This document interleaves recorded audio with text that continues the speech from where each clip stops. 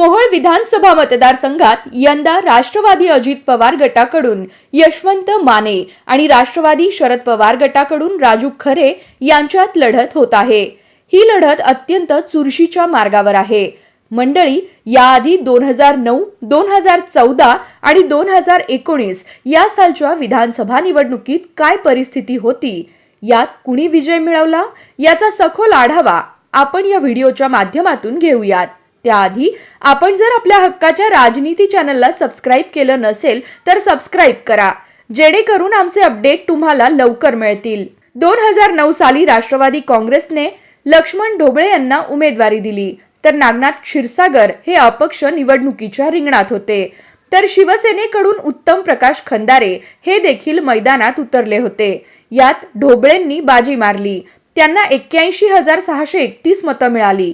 क्षीरसागर यांच्या पारड्यात 52,452 मतं पडली, तर खंदारे हे 9,666 मतांसह तिसऱ्या स्थानी राहिले। पुढे 2014 ची निवडणूक लागली। यात राष्ट्रवादी काँग्रेसने रमेश कदम यांना उमेदवारी दिली। त्यांच्या विरोधात भाजपने संजय क्षीरसागर यांना मैदानात उतरवलं। याशिवाय शिवसेनेने मनोज शेजवाल यांच्या नावावर डाव खेळला। यात कदम यांनी बाजी मारली, त्यांना 62,120 मतं मिळाली। क्षीरसागर 53,753 मतांसह दुसऱ्या आणि शेजवाल 42,478 मतांसह तिसऱ्या स्थानी राहिले। 2019 च्या विधानसभा निवडणुकीत राष्ट्रवादीने पुन्हा आपला उमेदवार बदलला। त्यांनी यशवंत माने यांना उमेदवारी दिली, तर शिवसेनेने नागनाथ क्षीरसागर यांच्यावर विश्वास टाकला। रमेश कदम अपक्ष निवडणुकीच्या रिंगणात उतरले। या निवडणुकीत माने यांनी एक हाती विजय मिळवला, त्यांना 90,532 मतं मिळाली।